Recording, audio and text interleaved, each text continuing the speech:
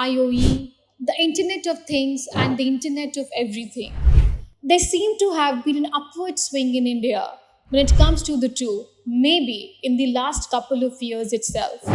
IoT is a network of physical devices embedded with sensors and software for data exchange.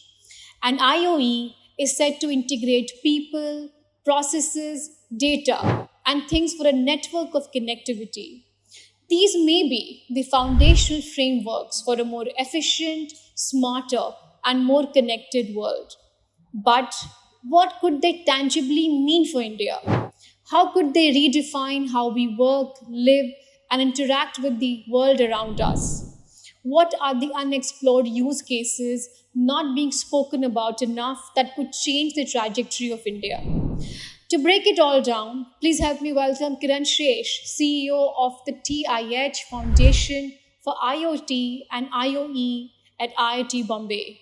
Thank you for inviting me, and it's great to be speaking to you today. I'll have to take you back about 4 or 5 years ago when, on a National Science Foundation Day, Prime Minister Modi unveiled a very ambitious vision, which was to develop technologies in cyber physical systems. This was a very big mission with about 3,600 crores to be deployed over 5 years.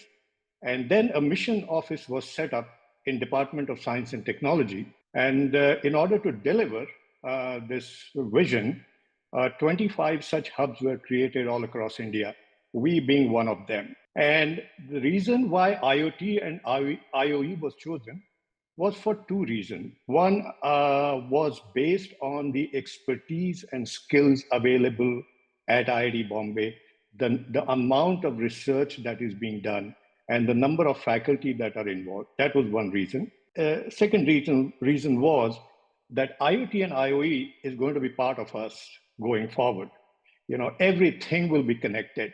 You can operate your entire house, your entire car, you know, even a simple thing like the phone that we use, which has become invisible, but this is like an IoT device. So we will have trillions of IoT devices controlling our lives and our world.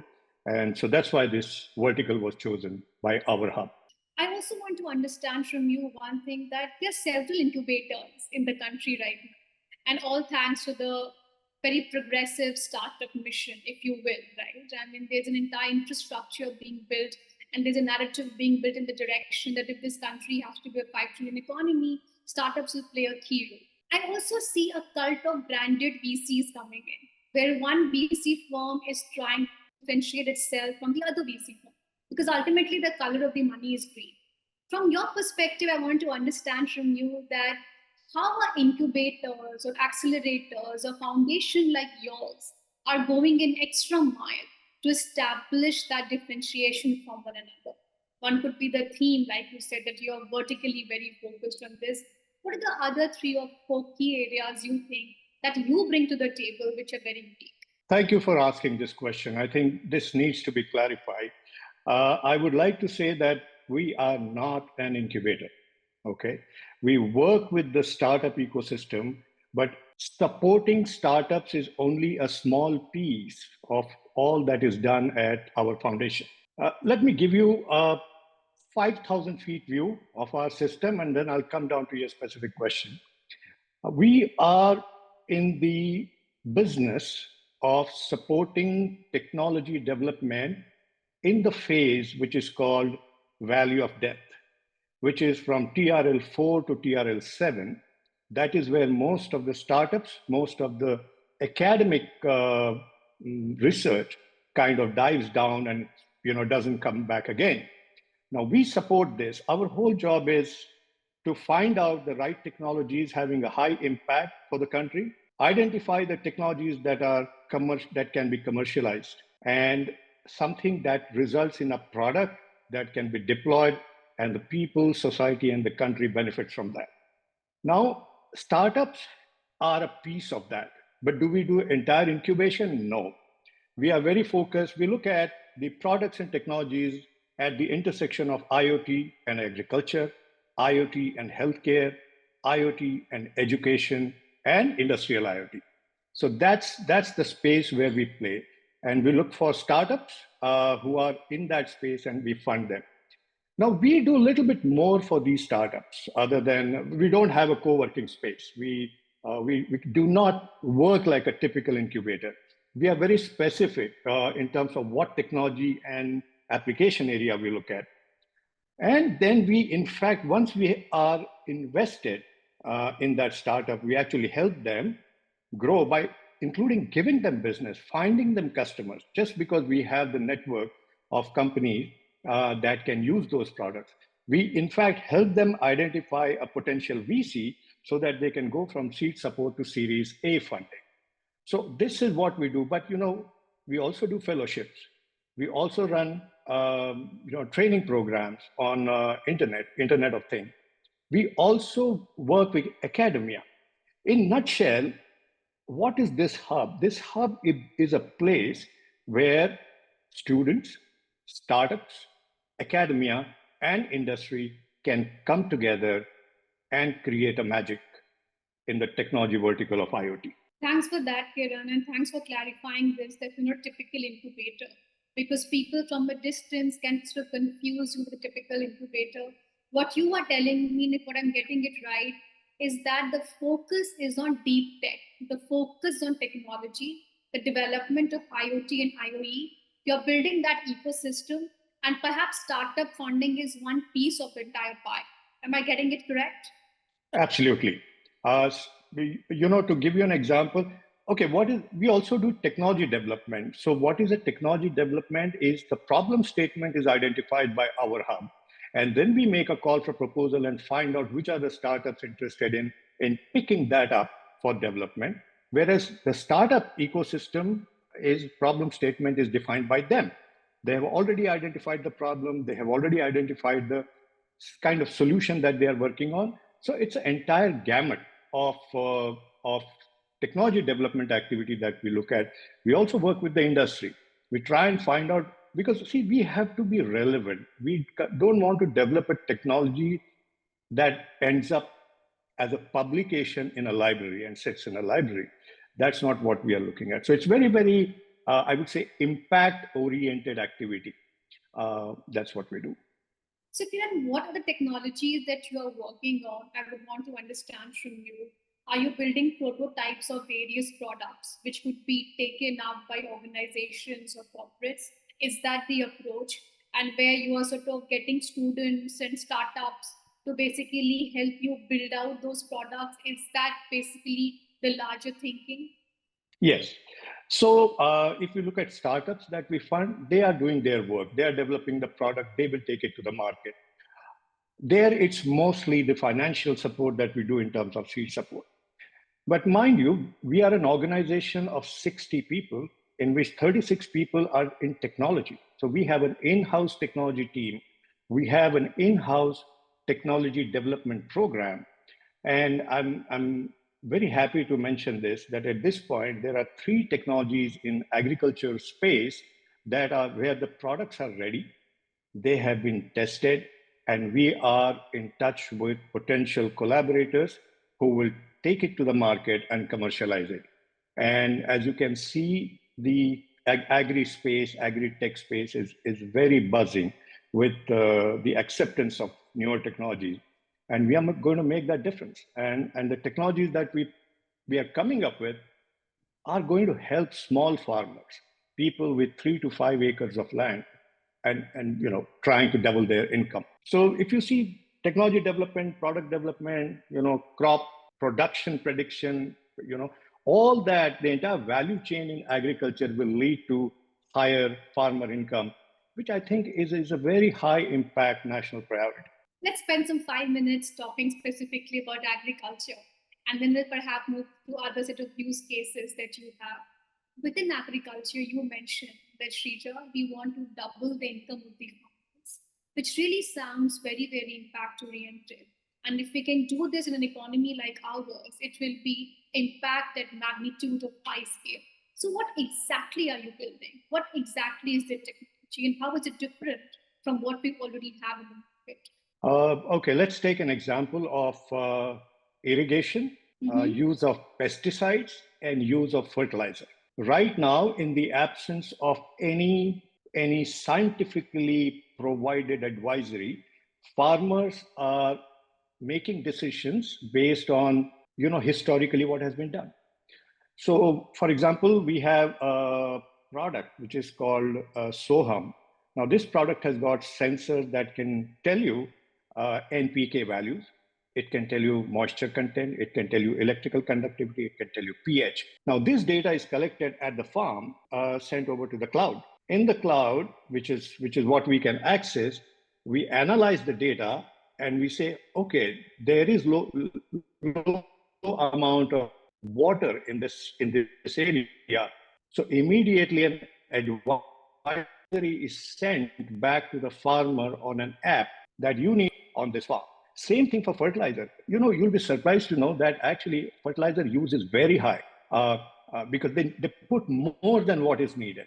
And that's a waste of money, that's a waste of government subsidy, and that's also spoils the soil. The third thing that we do is let's say the storage. It is appalling to note that about 30 to 40% of the crops are lost because of damages or spoilage in the storage. Now we have come up with a device that can sense those gases and inform the farmer that your onions remove it, that it doesn't spread and you lose more of the crops.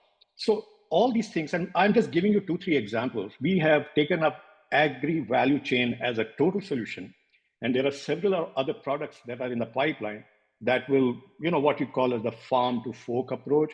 So we look at this whole value chain and see, hey, where all we are losing money, where all, for example, use of pesticides.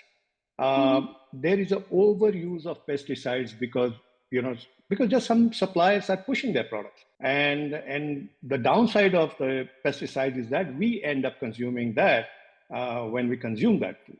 So if our system can reduce the consumption of pesticides by 25%, I think farmers have saved money, and a lot of poison is not reaching the consumer. So these are the things. Then there are some products in automation and mechanization, because you don't find people to work at a farm nowadays.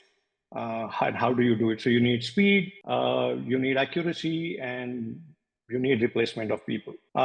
If I have a minute, I can also talk about robotics. We are coming up with products which are aerial-based crop. So there's the robot that will fly over the farm, capture the crop images, and will tell you that so-and-so pest has attacked. And then the advisory will go to the farmer. So there's some great stuff happening in the agriculture world. I hope I'm able to answer your question. That is very, very meaningful and sounds as exciting as possible. If you could actually see a drone flying over an agricultural land and telling you which crops are infected. I just hope that very soon we get to sort of that level of technology and actually brings so much of value and wealth creation to farmers also.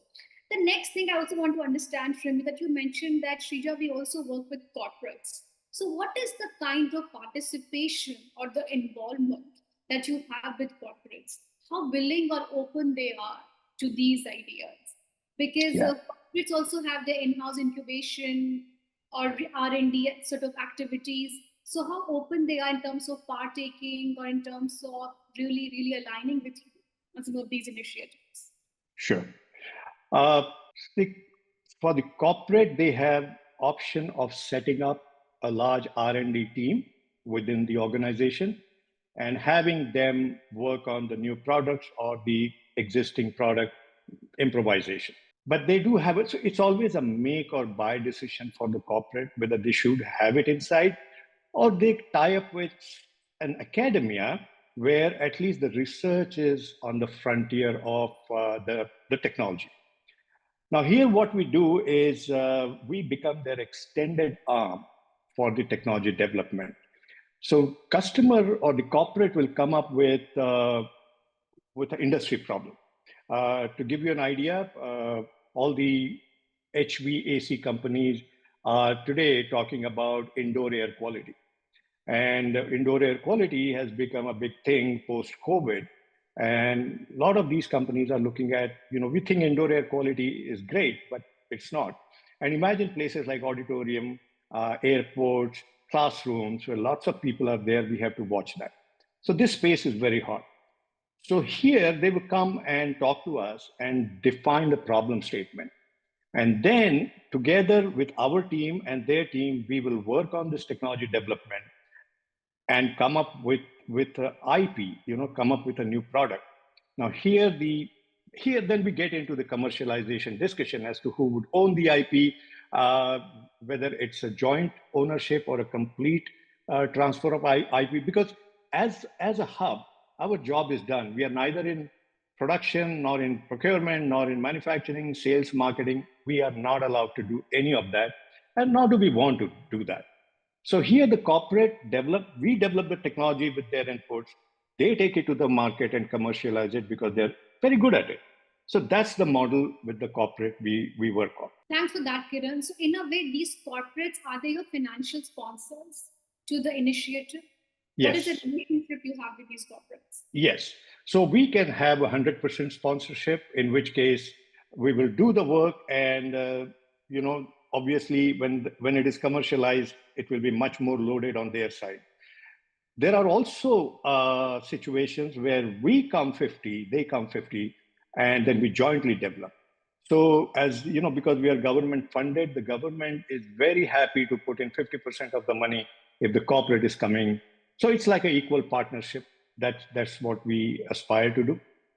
So we have 3 or 4 models in which we can work with the corporate. Thanks for that, Kiran. So basically, one model is financial sponsorship. Second thing is commercialization of the IP, where you can sort of split the profits, split the percentages.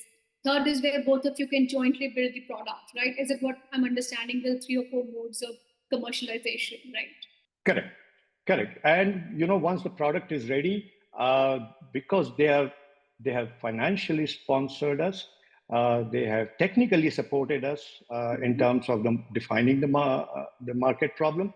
They get the exclusive rights for a certain period of time. That okay, if you go ahead in the market in next 9 months, you can take it. But if they do not, then we keep the option of going to someone else who is willing to commercialize it for us. Then I also want to understand from you, how big is the fund under Corpus for the hub, and how much of that has come from the government, and how much of the remaining is coming from corporates and other activities? So right now, I would say, if you look at the 4 years of the hubs, the hub we have spent, I think the first 2 years went in COVID and not much happened. So it was, if you ask me, effectively, this is the second year of active operation for us. About 90% of the funds are still government funds, but the way we have made the projection, in next 3 years, we should become self-sustainable in terms of running our operation. Because this mission is for a certain period of time. The mission will get over one day, but the hub should continue, survive and thrive going forward. So we have a plan in place where now you will see a lot of industry engagement, a lot of CSR engagement, a lot of online training programs coming up, a lot of commercialization of the technologies. After 3 years, we will also start seeing exits from the startups that we invested in. So, right now you can say we are in the investing phase, and we will start getting the benefits gradually. But after 3 years, we'll be able to run our operations on our own. I wish you all the luck for that. So tell me one thing, Kiran, you will also be open to external participation of capital, right? So the government funding you said is for a finite period of time. And after 3 years, there's a vision, an aspiration to make it self-sustainable. So which basically augurs very well that you will open yourself to say a VC support or a corporate support. How will the funding then actually come? In a VC fund, the typical structure is that you go out, raise money from LPs, and then there's an entire process for that.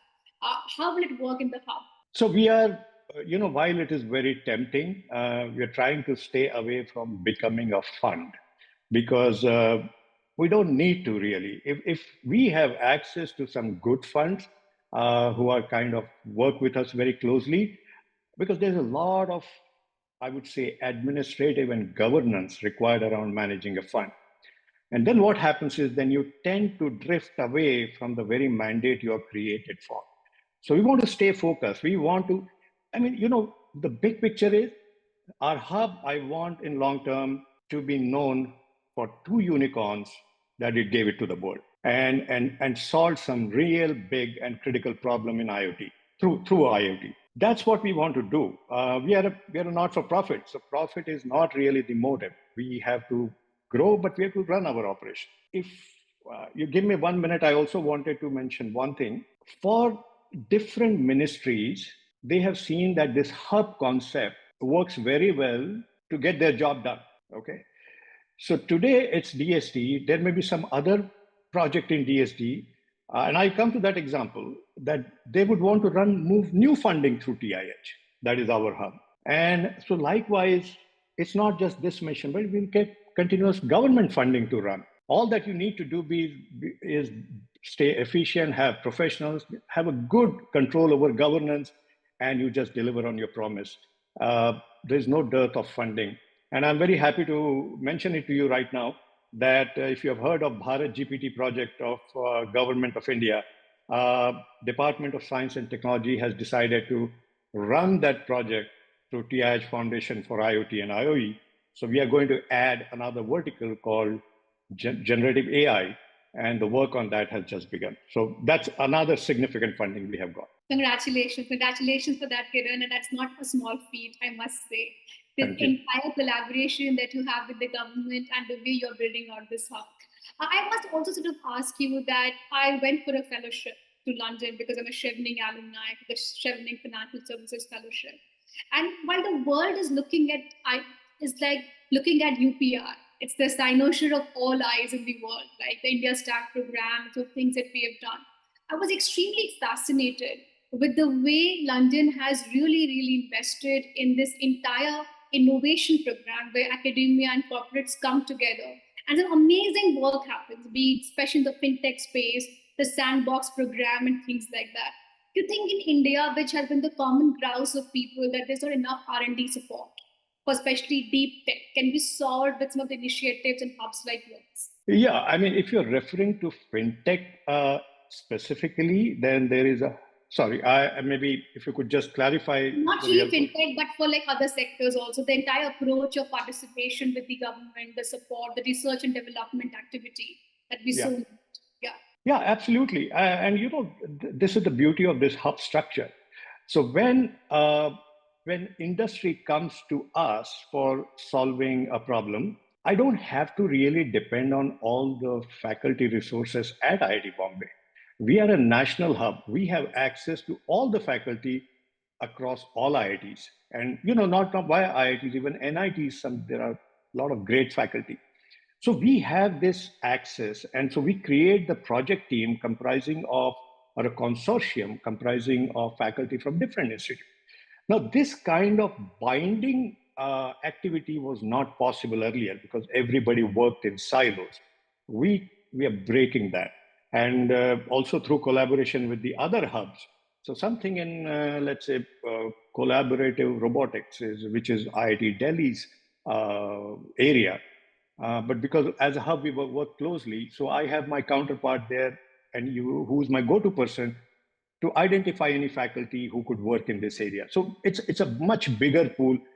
And the hub also brings, we are a proactive hub. We go out and get things done.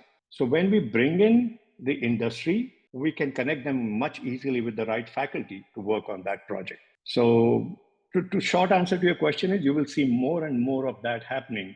And in fact, the younger faculty in today's times are a lot more open to work on the real problems, the real translational research, the solutions that really impact the country soon and in a big way. So things are changing, I would say. Thanks for that, Kiran. Kiran, also I have to understand from you that whilst we talked about the good stuff, how you're building out the hub, and you said that Shrija, COVID happened, it was a challenging year, and this is pretty much the second operational year for you. What really are the two key challenges which you are envisaging and sort of focusing on whilst you are building out the hub?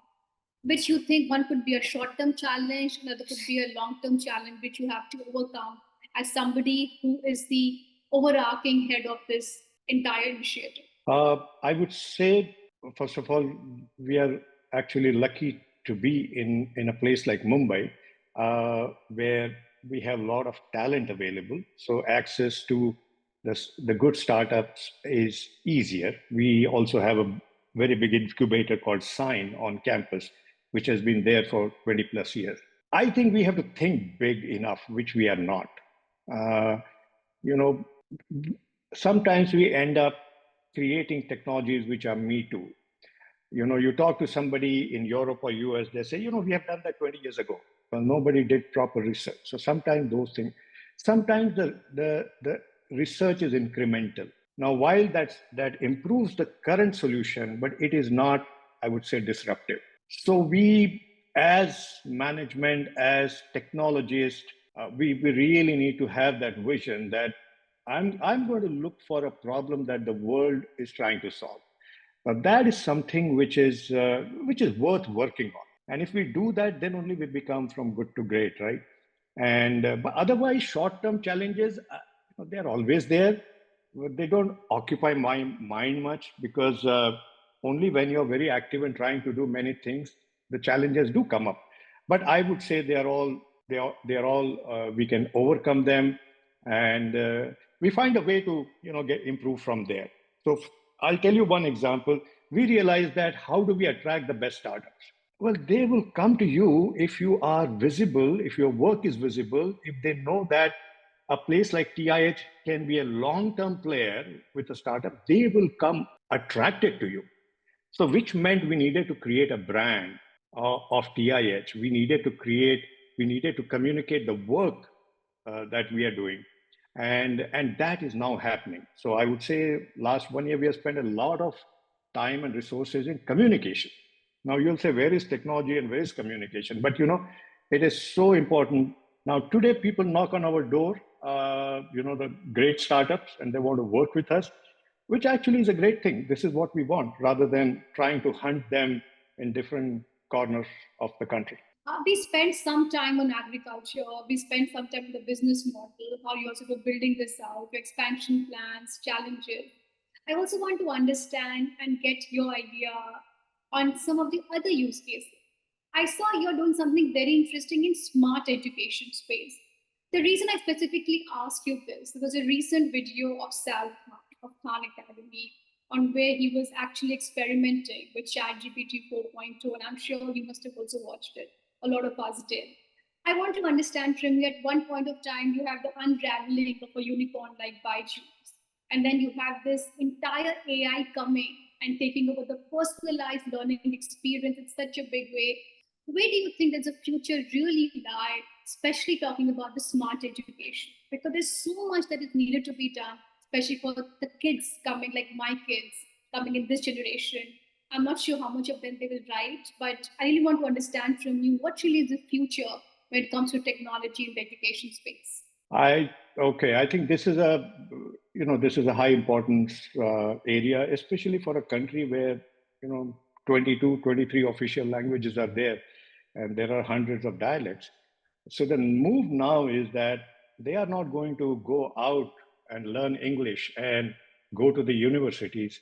Everything is going to go to them now. So, for example, with speech to speech technology that these large language models provide, the LLM project itself is talking about a GPT situation in 22 languages. So, if you are an ORIA, well, you will be taught, all the English stuff that is taught in the American universities in your language, to the extent it can be, because certain technical terms cannot be translated. But this is being done video, so for example, I am delivering a lecture in English, but it's happening already. It's already happening. It's just that it has to go deep down in the villages and in the rural area. So number one is that. Number two is we also have a startup which is making, for students from class 5 to class 8, gamification of education. So basically teaching science through gamification. Now here again, a lot of players that are there, but if you really evaluate the way they have approached the solution and the feedback that has come back from the students or the sample is very, very encouraging. So I see a lot of that happening. A lot of, the virtual education will become more and more acceptable, significant, less expensive. People don't have to migrate from smaller towns to bigger cities. So that's future, Srija. That's how it's going to be. This all sounds so fascinating. We are really in the middle of a technological revolution. And I also have to ask you a last dispatch coming from someone like you who has spent so much time building out technology models, developing technology in the heart of IoT and IoE. What really do you think is this country's vision? And how far can we go in this entire idea of a startup mission or becoming a startup nation? You think, are we on the right track? Are we getting ahead of ourselves? Is it only headlines? Or do you really think that the real impact is really happening? What really is your good, bad, and the ugly sense on the entire startup ecosystem being built in this country? I think anyone who is in the age group of 20 to 30, you cannot have, and if you want to become an entrepreneur, there was no better time than now, where you can trip, you can fall forward, you can fall backward, you can fall sideways. There is an ecosystem of cushioning all around you, and you won't get hurt. It's so much of support, not just in terms of funding, so much of support in terms of mentoring, so much of support in terms of talent. And the I think the government's objective is that the jobs will be created by startups. I mean, at the end of it, we have to create jobs.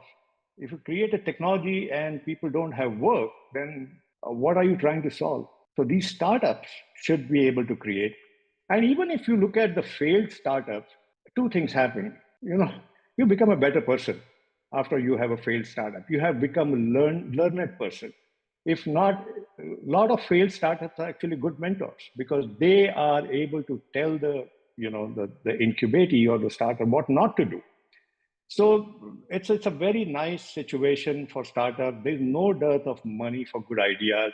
And in fact, we were having a conversation with an incubator in Germany, and they said, we are sitting on a tons of money. We just want to find a place where we can send it. And they want to collaborate with us so that we can provide them with a pipeline of cutting edge deep tech startup. And so you cannot be in a better situation than this.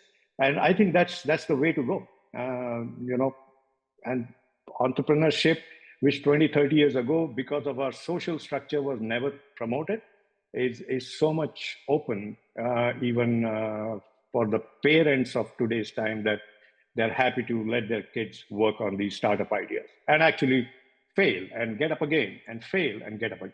So all in all, definitely have come a long way. We yes. definitely have come a long way, at least in the social stigma of entrepreneurship is concerned. I think earlier when parents, especially middle class families, were like so hesitant for actually having their children dabble in the area of entrepreneurship, with the Shark Tankization, it's at least become a dinner table conversation almost in every middle class family. What Yeah. are you doing? But I think there's also a bit of a unicorn obsession. People are pushing you. When are you becoming the unicorn? And the unicorn obsession is trying to push you into directions and taking steps for startup founders which they should not be taking. So I think there's a bit of an over romanticism which is also happening with the startup culture. True. I would just like to mention one thing here. We have a program called Entrepreneur in Residence.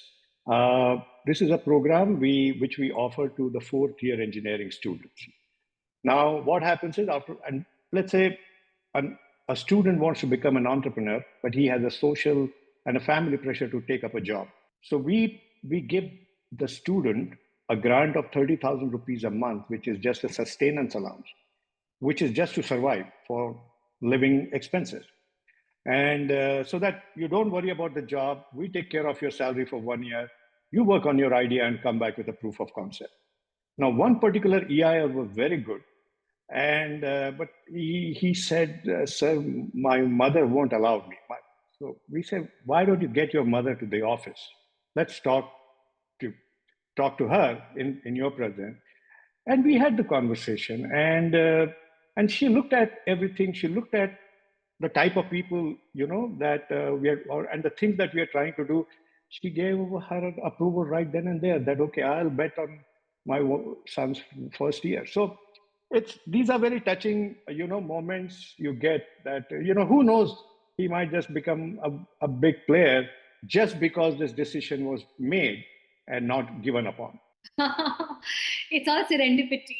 I'm sure once he becomes a big billionaire, he will thank his stars and thank the hub and thank you for having a discussion with his mother and nudging him in that direction. Yeah. So many fascinating stories to unravel with you, Kiran, and I'm sure we'll have more such discussions going forward. I wish you all the best on how you're building out the hub. And we are also been talking to some of your startup which you have funded.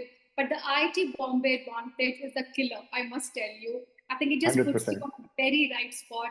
And thank you for talking to us. And we wish that our conversations keep going forward. And we wish to have you again on our podcast. Thank you so much. Thank you so much, Vijay. It was wonderful talking to you, and especially your questions were right, incisive, and exciting. I think the audience will benefit because of the type of questions you asked. And thanks for the great interview. Thank you so much, Kiran.